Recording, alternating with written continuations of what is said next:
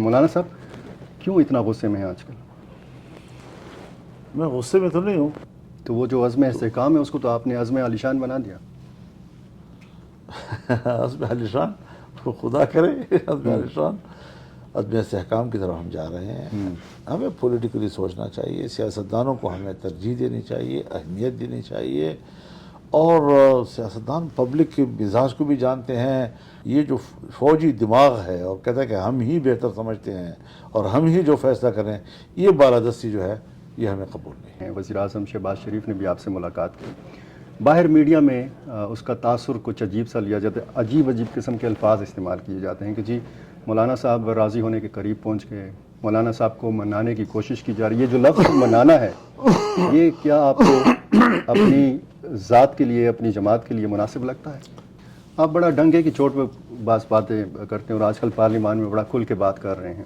آپ نے اصول کی بات کی 2018 2024. تو آج اگر میں اپنا پرانا سوال دہراؤں کہ آج کا نکا کون ہے اور آج کا نکے کا ابا کون ہے؟ ہم ڈائریکٹ باپ کو کہہ رہے ہیں کہ آپ نے غلط کیا ہے. اس لیے ہر وقت نکے کو رعایت دے رہے ہیں آپ؟ رعایت کی بات نہیں ہے حضرت. ان کا نہ کوئی اس میں بس ہے, اچھا, نہ ان کا کوئی اختیار ہے.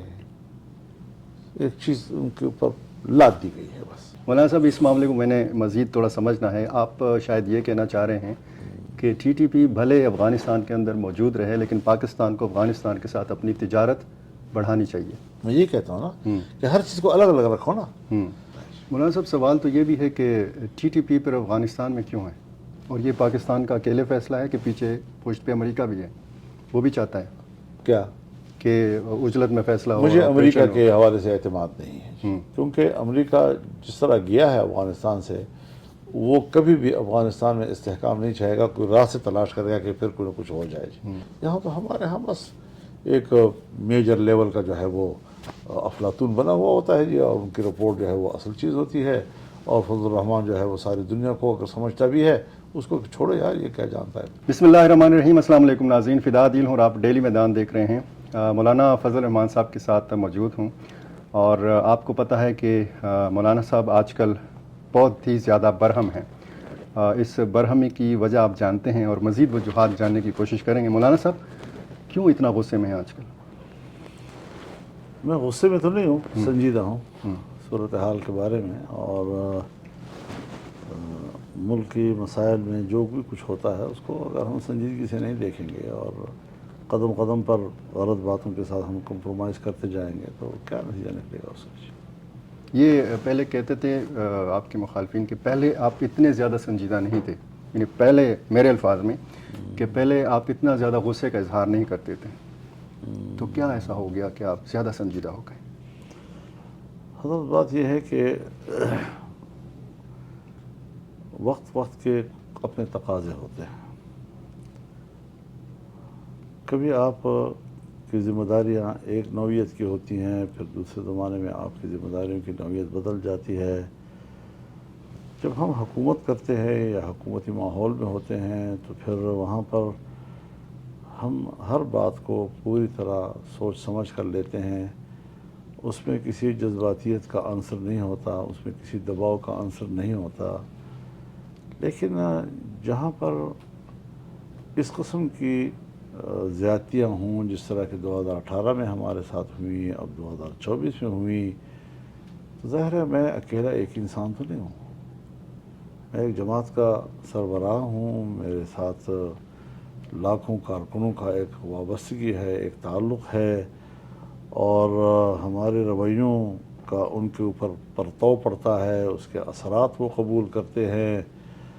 تو اگر ہم بعض چیزوں پر تھوڑا سا ذرا ناراضی کا اظہار نہ کریں اور اپنی گفتگو میں شدت پیدا نہ کریں تو نہ ہم پبلک کو مطمئن کر سکتے ہیں, اور کچھ تو کچھ اپنے پرانے طرز سے ذرا مختلف ہونا پڑتا ہے. اور اسی کے ساتھ پبلک کے جذبات بھی وابستہ ہوتے ہیں, کارکن کے جذبات بھی وابستہ ہوتے ہیں, اور یہ نہیں کہ اس پہ کوئی نمائش ہوتی ہے, یعنی حقائق ہوتے ہیں کہ انہوں نے یقیناً ہم جیسی جماعتوں کو ناراض کیا ہے. اور میں یہ بھی نہیں کہتا کہ یہ کسی ایک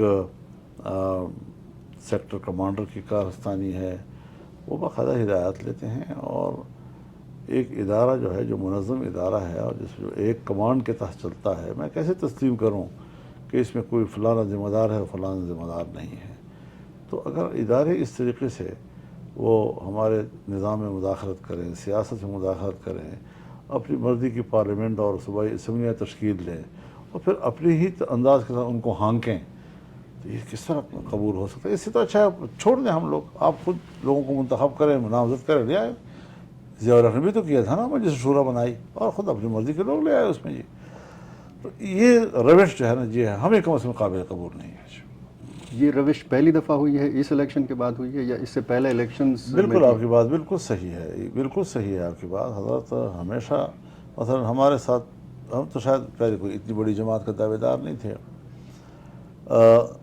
2008 میں ہوا، 2013 میں ہوا، 2018 میں ہم نے پھر احتجاج شروع کیا جی، چیخ و پکار شروع کی جی، اور تمام سیاسی جماعتیں متفق تھیں۔ یعنی یہ نہیں ہے کہ پیپلز پارٹی ہر چند کے صوبے میں حکومت بنا رہی تھی سندھ میں، لیکن اس پر متفق تھی۔ مسلم لیگ پنجاب میں حکومت بنانے جا رہی تھی، جو نہ بنا سکی لیکن جا رہی تھی، لیکن پھر بھی دھاندلی پہ متفق تھی۔ اور اسی طریقے سے بلوچستان میں بھی، یہاں پر بھی، اور جمعیت نے خود لیڈ کیا اس کچھ، اور بڑے اچھے انداز کے ساتھ ہم نے لیڈ کیا جی۔ اور ہر چند کہ وہ زیادہ اپنے خاص حق سے آگے نہیں بڑھ رہے تھے، کبھی ہمیں ذرا کچھ تھوڑا سا ان کو کھینچنا بھی پڑتا تھا باہر نکالنے کے لیے، تو زیادہ سے زیادہ ان کی جو شراکت ہوتی تھی وہ کنٹینر تک ہوتی تھی، لیکن ساتھ تو ہوتے تھے، یعنی موقف تو ساتھ ہوتا تھا جی۔ اور اب بھی تقریباً مینڈیٹ وہی کا وہی ہے جی۔ اگر مینڈیٹ وہی ہے تو پھر آج اس مینڈیٹ کے ساتھ مسلم لیگ کیسے حکومت بنا رہی ہے؟ آج پیپلز پارٹی اور مسلم لیگ دو روایتی حریف ہیں، دو روایتی حریف کس طرح اکٹھے ہو کر حکومت بنا رہے ہیں؟ پہلے بھی ایک زمانے میں جب مارشاء اللہ ختم ہوا تو ان کو مجبور کیا گیا کہ آپ مل کر حکومت بنائیں، تو پیپلز پارٹی حکومت کر رہی تھی اور مسلم لیگ وہاں سے نکل گئی، چھوڑ دیا ان کو جی۔ تو اس اتحاد میں تو آپ کا بھی کردار تھا مولانا صاحب؟ تو میں تو اس کو تو ٹھیک چلایا، وہ جو رہبر کمیٹی بنی تھی، ہاں ہم تو ٹھیک، تحریک تھی نا، تو تحریک ہم نے ٹھیک چلائی، لیکن اس انتخابات میں مداخلت ہوئی نا، بات ہے انتخابات کی۔ اب حضرت سوال یہ ہے کہ آج مسلم لیگ نون کی حکومت ہے، کیا مسلم لیگ نون کی حکومت میں پیپلز پارٹی شامل ہے؟ کوئی ایک منسٹری وہ لینے کو تیار ہیں، سوائے اس کے کچھ آئینی عہدے انہوں نے لے لیے ہیں، اور وہ علامتی شراکت ہو سکتی ہے۔ تو اس طریقے سے کیسے کہا جا سکتا ہے کہ ایک اکثریت ملک پہ حکومت کر رہی ہے؟ ظاہر ہے کہ مسلم لیگ اگر وہ ہٹ جائے تو تنہا ہے، اور وہ بھی صرف اس کے لیے اس لیے ان کے ساتھ بیٹھے ہوئے ہیں کہ اگر کوئی ان کو چیلنج کر لے تو پھر ووٹ دے کر بچا دیں ان کو، بس زیادہ سے زیادہ۔ آپ کو کیا لگتا ہے یہ بدنامی نہیں لینا چاہ رہے یا کسی نے مجبور کیا ہے کہ جی آپ یہ آئینی عہدے لیں اور حکومت میں نہ شامل ہوں؟ میں حضرت زیادہ لمبا تبصرہ تو نہیں کروں گا، لیکن جب روایتی حریف بھی مجبور ہو کر ایک حکومت میں جاتے ہیں، دیکھیے آپ تحریک چلاتے ہیں تو تحریکیں منیمم پروگرام پہ چلتی ہیں، تو منیمم پروگرام پر متحارب قوتیں بھی اکٹھے ہو جاتی ہیں، آپس میں لڑنے والے لوگ بھی اکٹھے ہو جاتے ہیں، لیکن جب آپ حکومت کرتے ہیں تو میکسیمم پروگرام پر ہوتا ہے۔ اب دو پارٹیوں کا میکسیمم پروگرام یا تو یہ ہو کہ میں حکومت میں جاؤں تو میں شرائط پیش کروں کہ میں اس وقت حکومت میں شامل ہوں گا جب حکومتی پارٹی میرے ان مقاصد کو پورا کرنے کا عہد کرے گی، وہ دستخط کرنے ختم ہو جاتی ہے جی۔ یہاں تو کچھ بھی نہیں ہے، تو یہاں تو لاہور میں بیٹھے، مجھے بھی بلایا انہوں نے کہ آپ بھی آ کر ہمارے ساتھ بیٹھے، میں نہیں آتا، میں نے انکار کر دیا اس پہ۔ یہ جو آج کل ملاقاتیں ہو رہی ہیں، مختلف اپوزیشن جماعتوں کے لوگ بھی آپ کے ساتھ مل رہے ہیں، حکمران جماعت کے لوگ بھی آپ کے ساتھ مل رہے ہیں، وزیر اعظم شہباز شریف نے بھی آپ سے ملاقات کی، باہر میڈیا میں اس کا تاثر کچھ عجیب سا لیا جاتا ہے، عجیب قسم کے الفاظ استعمال کیے جاتے ہیں کہ جی مولانا صاحب راضی ہونے کے قریب پہنچ گئے، مولانا صاحب کو منانے کی کوشش کی جا رہی ہے۔ یہ جو لفظ منانا ہے، یہ کیا آپ کو اپنی ذات کے لیے، اپنی جماعت کے لیے مناسب لگتا ہے؟ بالکل نامناسب لفظ ہے۔ منانا کس چیز کا؟ یعنی ہمارے کوئی ذاتی لڑائی، مجھ سے کوئی زمین چھینی ہے انہوں نے؟ میں نے کوئی ان سے زمین چھینی ہے؟ میں کوئی گھر سے نکلا ہوں کہ میں گھر میں کھانا نہیں کھاؤں گا، ایسی بات تو ہے ہی نہیں سرے سے جی. بات ہے اصول کی. میں نے جس اصول کی بنیاد پر 2018 میں الیکشن کو مسترد کیا تھا، میں نے اسی اصول کی بنیاد پر 2024 کے الیکشن کو بھی مسترد کیا ہے. باقاعدہ مرکزی مجلس عاملہ کا 2 دن تک اجلاس رہا اور پورے غور و خوض کے بعد اس نتیجے پر پہنچے کہ سوائے مسترد کرنے کا کوئی راستہ نہیں ہے جی. اور پھر اس کے بعد ہم پبلک میں آئے ہیں جی. ہم نے ہر صوبے میں ایک جلسہ کیا ہے، ایک بلوچستان پشین میں، ایک کراچی میں، ایک پشاور میں اور ایک مظفر گڑھ میں جی. حضرت جو پچھلے ہمارے ملین مارچ تھے جی، اس سے کہیں بڑھ کر لوگوں نے شرکت کی ہے اس کے اندر جی. تو اس سے اندازہ لگتا ہے کہ پبلک کا رد عمل کیا ہے، اور ہم مزید اس رد عمل کو منظم کریں گے اگر قوم کو دوبارہ ووٹ کا حق واپس نہیں کیا جاتا، اگر اسٹیبلشمنٹ مسلسل مداخلت رکھے گی، اگر اسٹیبلشمنٹ سمجھے گی کہ ہماری ہی مرضی کے مطابق الیکشن ہوں گے، تو پھر یہ معاملہ جو ہے وہ بگڑتا جائے گا اور یہ ملک کے عدم استحکام پر منتج ہوگا. تو ایک طرف سے آپ کو لوگ چیلنج کر رہے ہیں، ایک طرف سے مسلح گروپ جو ہے وہ پھیل گئے ہیں. تم اسمبلی کرو نہ رو رہے ہو، یا تم ملک کو بچانے کے لیے تھے؟ تمہاری وردیاں جو ہیں وہ ریاست کو بچانے کے لیے تھی، سیاست کو بچانے کے لیے نہیں ہے. آپ کا کیا سروکار ہے کہ ہماری جمہوریت کے ساتھ اور پارلیمنٹ کے ساتھ آپ کہتے ہیں جی ہمارے قبضے میں ہوگی؟ تو یہ جو لت ان کے منہ کو لگ گئی ہے نا جی، یہ ملک کو تباہ کر دے گی، یہ ملک نہیں رہے گا. اسی کے نتیجے میں اسی لت نے بنگال کو ہم سے الگ کیا جی. اسی جرنیل کی اقتدار کی خواہش نے پارلیمنٹ کی اجلاس ملتوی کر دی اور اس سے ہنگامہ کھڑا ہو گیا جی. اب یہاں پر کیا حل کرنا چاہتے ہیں جی؟ کیا ہم ان کے اوپر بوجھ ہیں؟ کیا پشتون اور بلوچ اور یہ 2 صوبے ان کے سر پر بوجھ ہے؟ کیا تاثر ہمیں دینا چاہتے ہیں یہ لوگ جی؟ تو ہم الحمدللہ پاکستان کا حصہ ہیں، پاکستان کو ہم مستحکم دیکھنا چاہتے ہیں، مضبوط دیکھنا چاہتے ہیں، اور اس حوالے سے ہماری ایک سوچ ہے. اس سوچ پہ منانے کا کیا معنی؟ اس سوچ پر میرے ساتھ بات کرو. میں ایک فریق ہوں، میں ناراض نہیں ہوں، میں ایک فریق ہوں، میرا ایک دعویٰ ہے. تو اس چیز کو سمجھنا ہوگا ان لوگوں کو. آپ بڑا ڈنگے کی چوٹ پہ باتیں کرتے ہیں اور آج کل پارلیمان میں بڑا کھل کے بات کر رہے ہیں. آپ نے اصول کی بات کی 2018 2024. تو آج اگر میں اپنا پرانا سوال دہراؤں کہ آج کا نکا کون ہے اور آج کا نکے کا ابا کون ہے؟ دیکھیے، ایک ماحول، کوئی سیمینار تھا، اس سیمینار کے ماحول میں باتوں باتوں میں ایک آ گئی چیز. تو اس وقت ان لوگوں نے ہمیں بار بار کہا کہ ہمارا نام نہیں لینا. پیغام بھیجتے تھے کہ ہمارا نام نہیں لینا چاہیے. ہم یہ سوچتے تھے کہ ٹھیک ہے، فوج کو اتنا بھی زیادہ ہمیں فریق نہیں بنانا چاہیے کہ ہم ان کا نام لے کر ان کی تنقید کریں. ہمیں احترام ہے فوج کا، ہم ان کے ادارے کا احترام رکھتے ہیں. افراد تو آتے جاتے رہیں گے. تو یہ اس کا تذکرہ آ گیا اس تقریر کے دوران. تو اس پر میں نے وہ بات نکے کی بات، آج صورتحال اس سے مختلف ہے جی. ہم ڈائریکٹ باپ کو کہہ رہے ہیں کہ آپ نے غلط کیا ہے. اس لیے ہر وقت نکے کو رعایت دے رہے ہیں آپ؟ رعایت کی بات نہیں ہے حضرت. ان کا نہ کوئی اس میں بس ہے، اچھا، نہ ان کا کوئی اختیار ہے. ایک چیز ان کے اوپر لاد دی گئی ہے بس، اس سے زیادہ نہیں. آپ کی بڑی قریبی یہ جو چین کے وزیر آئے تھے، ان سے بھی آپ کی ملاقات ہوئی، بڑی خوشگوار. ہم نے قومی یکجہتی کی تصویر بھی دیکھی، آپ بھی اس میں کھڑے ہیں. تو کیا چین واقعی بشام کے واقعے پہ بہت سخت ناراض ہے؟ بشام کا نام لے کر تو وہاں کوئی تذکرہ نہیں ہوا، لیکن چونکہ اسٹیٹ سے وہ اپنا احتجاج کر چکے ہیں، مجموعی سیکیورٹی صورتحال. ہم نے بھی ان کو پاک چین دوستی کے حوالے دیے، انہوں نے بھی پاک چین دوستی کے حوالے دیے. ساری باتیں جس طرح ہوتی رہتی ہیں مثبت انداز کے ساتھ، ڈپلومیٹک لینگویج میں. لیکن دیکھنا یہ ہوتا ہے کہ وہ کیا کہہ رہا ہے. اگر وہ پھر بھی مجھے کہتا ہے کہ ابھی آپ کے ہاں پولیٹیکل اسٹیبلٹی نہیں آئی، ابھی آپ کے یہاں سیکورٹی کا معاملہ جو ہے ٹھیک نہیں ہے. تو وہ واضح طور ہمیں کہہ رہا ہے جی کہ جو آپ مجھ سے توقع رکھتے ہیں انویسٹمنٹ کے حوالے سے، سرمایہ کاری کے حوالے سے، تو وہ اپنا بات کر گئے جی. اب ظاہر ہے جی کہ چائنا کو ہم نے بہت نقصان پہنچایا ہے جی. اور گزشتہ جو حکومت تھی اس حکومت میں تو بالکل میگا پروجیکٹس روک دیے گئے، ان کے سارے پروجیکٹس روک دیے گئے جی.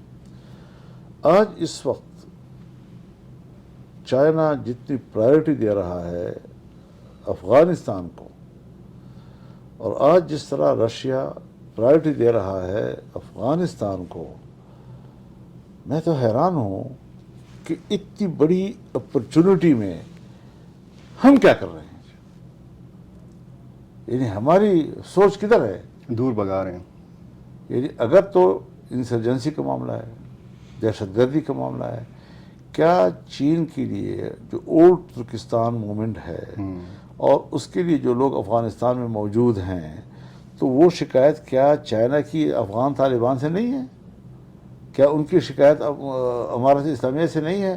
اس کے باوجود انویسٹمنٹ کر رہے ہیں وہاں پر. وہ نہیں دیکھ رہے اس بات کو، اس کو ایک سائڈ پہ کر دیا انہوں نے، وہ اپنی جگہ پر ہے. لیکن ہم نے اسی کو لیا اور اسی کو سب کچھ کہہ دیا، اور تمام مواقع ہم ضائع کر رہے ہیں. اب جتنے آپ کے پاس گیٹ ویز ہیں، جس کے لیے ہم نے سی پیک کے دلائل میں یہ بات پیش کیے تھے کہ وسط ایشیا اور ایران تک اگر موٹر وے یا یہ جو سی پیک ہے یہ اس راستے سے گزرتا ہے تو ہم 8 یا 9 گیٹ ویز ان کو مہیا کر سکتے ہیں وسط ایشیا تک جانے کے لیے اور ایران تک جانے کے لیے. اس وقت اس کو پاکستان کا پھر بڑا ایک مفاد تسلیم کیا گیا، حتیٰ کہ انڈیا کے منہ میں بھی پانی آیا، اور اس نے بھی خواہش ظاہر کی کہ ہم پاکستان کے راستے سے وسط ایشیا جو ہے جانا چاہتے ہیں، جس کی مخالفت کی گئی یہاں پر. لیکن میں ذاتی طور پر سوچتا ہوں کہ اس میں کوئی نقصان نہیں ہے جی. ہم نے اسٹریٹجی کے حوالے سے الگ سوچنا ہے، ہم نے اکنامک کے حوالے سے الگ سوچنا ہے، اور پھر ان کے درمیان ایک ربط اور نظام ہونا چاہیے. چائنا نے ایک فلسفہ دے دیا ہے 1 بیلٹ 1 روڈ کا، اسی کے اوپر وہ پوری دنیا میں اپنی تجارت کے راستے سارے بنا رہا ہے اور پھیل رہا ہے. اور یہ نہیں دیکھتا کہ تائیوان کا مسئلہ میرے لیے کیا ہے، وہ نہیں دیکھتا ہانگ کانگ کا مسئلہ میرے لیے کیا ہے، وہ نہیں دیکھتا کہ کاشغر کا مسئلہ میرے لیے کیا ہے. اسی کاشغر کو انہوں نے فری اکانومی زون بھی بنا دیا، اسی کاشغر کے راستے سے آپ کے پاکستان کے وایا پاکستان دنیا کے ساتھ تجارت کا راستہ بھی بنا لیا. اب ہم نے ان کے ساتھ جو حشر کیا ہے، ظاہر ہے کہ اس کو دوبارہ اعتماد دلانا چاہیے کہ ان کا ہم فوری طور پر اعتماد بحال کریں. مولانا صاحب اس معاملے کو میں نے مجھے راضی کرنے پہ زیادہ توانائی اس وقت نہ کریں، چین کے ساتھ معاملہ ٹھیک کریں. مولانا صاحب اس معاملے کو میں نے مزید تھوڑا سمجھنا ہے. آپ شاید یہ کہنا چاہ رہے ہیں کہ ٹی ٹی پی بھلے افغانستان کے اندر موجود رہے لیکن پاکستان کو افغانستان کے ساتھ اپنی تجارت بڑھانی چاہیے. میں یہ کہتا ہوں نا کہ ہر چیز کو الگ الگ رکھو نا.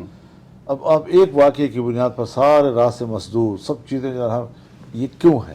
اس لیے کہ فیصلہ کرنے والا دماغ وہ پولیٹیکل نہیں ہے.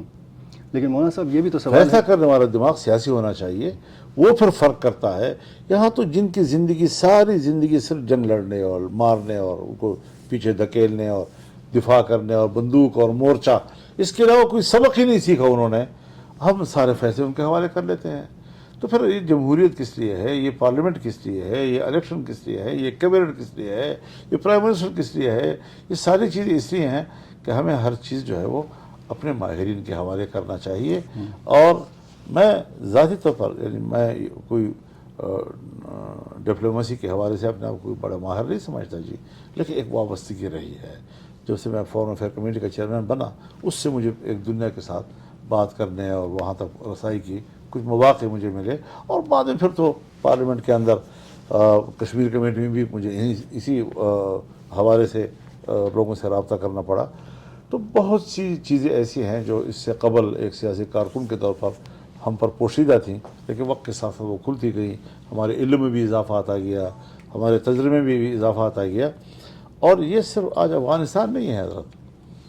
اس پر میں آپ کو ایک بڑی بریفنگ دے سکتا ہوں کہ جب ہمیں موقع ملا ہے اور ایک پولیٹیکل دماغ کے ساتھ ہم نے بات کی ہے، تو ہم نے کس طرح امریکہ کو قائل کیا، کس فورم پر قائل کیا، ہم نے کس طرح رشیا کو قائل کیا، ہم نے کس طرح چائنا کو قائل کیا، ہم نے کس طرح انڈیا کو قائل کیا، یہ ساری چیزیں ہمارے سامنے سے گزری ہے اور میں خود اس میں ایک کردار رہا ہوں جی۔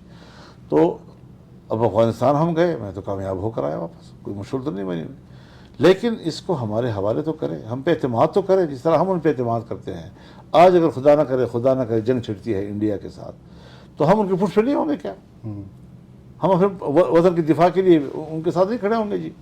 لیکن اگر سیاسی معاملات ہے، ڈپلومیسی کے معاملات ہے، اور وہ ہم پر ایک لمحے کے لیے اعتماد کرنے نہیں کرتے، اس لیے کہ پھر امریکہ ہمیں اس طرح ڈیل نہیں کر سکتا جس طرح کہ ان کی وسعت سے ڈیل کر سکتا ہے۔ مولانا صاحب سوال تو یہ بھی ہے کہ ٹی ٹی پی پر افغانستان میں کیوں ہے؟ دیکھیے بات یہ ہے کہ جو لوگ ایک دفعہ ایک ایسے میدان میں چلے گئے کہ اب اس میدان کے علاوہ ان کے پاس کوئی راستہ نہیں ہے، یعنی ان کو پتہ ہے کہ میرے پاس سوائے موت کے اور کوئی راستہ نہیں، تو پھر اگر ان کے پاس تعداد بھی ہو، ان کے پاس وسائل بھی ہوں، ان کے پاس اسلحہ بھی ہو، اور جو سوال آپ کر رہے ہیں میں اس پہ تھوڑی سی طرح پوزیشن واضح کر دوں، ایک افغانستان ہے اور ایک پاکستان ہے، اس حوالے سے دونوں کی پوزیشن ایک دوسرے سے مختلف ہے۔ اب جب ہم دونوں ملکوں کی اس کی اپنی اسٹریٹجک پوزیشن کو دیکھتے ہیں تو اس میں ہمیں ایک کامن چیز نکالنی ہوگی، ایک کامن چیز نکالنی ہوگی۔ افغانستان کی جو پوزیشن ہے وہ اپنی پوزیشن میں شاید اجلت کو نقصان سمجھتے ہیں، اور پاکستان کی جو پوزیشن ہے وہ مسئلے کے فوری اجلت پر زور دے رہے ہیں، اس پر اصرار کر رہے ہیں۔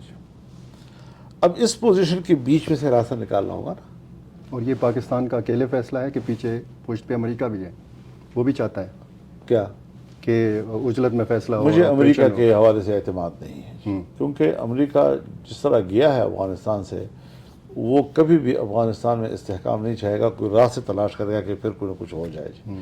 تو اس حوالے سے بھی ہمارا سیاسی دماغ سوچے گا نا، ورنہ اگر ہم نے ہر چیز پر ان کے ہاں میں لانا ہے تو پھر تو بات اچھی نہیں ہوگی نا۔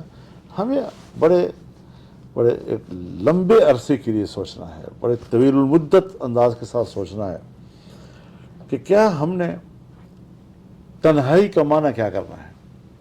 کیا تنہائی کا معنی یہ ہے کہ امریکہ اور مغربی دنیا مجھ سے ناراض ہو گیا، اب میں تنہا ہوں، یا خطے کے ممالک مجھ سے کٹ گئے ہیں اس لیے میں تنہا ہوں؟ میں بڑے دو ٹوک الفاظ میں آپ سے کہنا چاہتا ہوں کہ جمعیت علماء اسلام کی نظر میں جب آپ خطے کے اندر کوئی دوست نہیں رکھیں گے تو تب آپ تنہا ہیں۔ یہ جو اصطلاحات بن گئی ہیں نا جی، بین الاقوامی برادری ہٹ گئی ہے، ان کے بہت سے ممالک زندگی گزار رہے ہیں، لیکن اپنے ملکوں سے، قریب کے ممالک سے ان کے تعلقات ٹھیک ہیں، تجارت ٹھیک ہے، جو ایک افرادی ایک محنت ہے وہ آپ کو مہیا ہے، پبلک مہیا ہے، آپ کا ملک کی جو آمدن ہے، پیداوار ہے، اس پیداوار کے لیے آپ کے پاس منڈیاں ہیں، ادھر منڈی ہے تو ادھر منڈی ہے تو ادھر منڈی ہے، ہر طرف آپ اپنی تجارت کو بڑھا سکتے ہیں۔ تو ہم نے تو ہر جگہ پر مار کھانے والے فیصلے کیے ہیں۔ تو وہ جو آپ کو بریفنگ ملی تھی وزارت خارجہ میں، کچھ معاملات پہ اتفاق ہوا تھا، کچھ معاملات پہ افغانستان کے اندر اتفاق ہوا، بیچ میں رکاوٹ کون بنا؟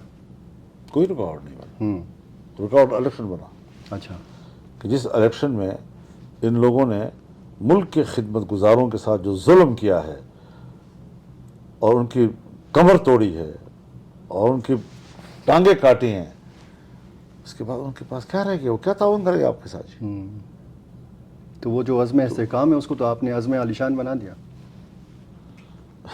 عزم عالیشان خدا کرے، عزم عالیشان، عزم استحکام کی طرف ہم جا رہے ہیں۔ ہمیں پولیٹیکلی سوچنا چاہیے، سیاستدانوں کو ہمیں ترجیح دینی چاہیے، اہمیت دینی چاہیے، اور سیاستدان پبلک کے مزاج کو بھی جانتے ہیں۔ ٹھیک ہے ان کی لینگویج شاید سادہ بھی ہو، ان کی گفتگو میں ذرا اس طرح کے ڈپلومیٹک اصطلاحات نہ ہوں، لیکن وہ سوچتے ہیں، ان کی ایک سوچ ہوتی ہے، اس سے فائدہ اٹھایا جاتا ہے۔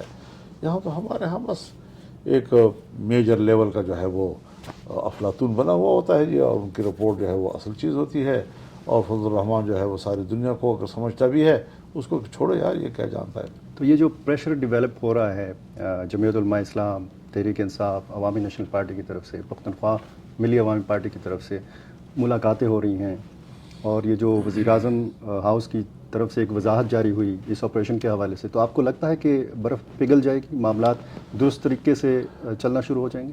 اب اس حوالے سے فی الحال جو آج کی پوزیشن ہے، اس پوزیشن میں تو یہ صورتحال ہے کہ وہ قبول نہیں کر رہے اس طریقے سے آپریشنس کو جی۔ لیکن اب یہ ہے کہ آگے ان کے پاس فارمولہ کیا ہے، ایک تو پہلے اسٹیبلشمنٹ اور حکومت، پہلے وہ تو ایک پیج پہ آئے نا جی۔ پھر میں تو آج یہ بھی کہا، میں نے کہا میرا تو خیال یہ ہے کہ اسٹیبلشمنٹ آپس میں بھی مربوط نہیں ہے اس حوالے سے، مختلف علاقوں کے رپورٹس ایک دوسرے سے مختلف ہیں جی۔ لیکن بہرحال جو بھی فیصلہ ہے وہ ہو جائے گا، لیکن پبلک مطمئن نہیں ہے۔ مولانا صاحب حل کیا ہے؟ آپ ایک طرف کہہ رہے ہیں کہ جنوبی اسلام میں بہت حالات خراب ہیں اور خدا نخواستہ عمارت اسلامیہ قائم ہو جائے حل گی۔ سیاسی ہے، سیاستدانوں کے حوالے کریں، سیاسی لوگوں کو بٹھائیں، خود اپنی بالادستی کو ختم کریں۔ یہ جو فوجی دماغ ہے اور کہتا ہے کہ ہم ہی بہتر سمجھتے ہیں اور ہم ہی جو فیصلہ کریں، یہ بالادستی جو ہے یہ ہمیں قبول نہیں ہے۔ بہت شکریہ، بالکل سیدھی بات ہے۔ بہت شکریہ مولانا صاحب۔ بڑے نواز صاحب۔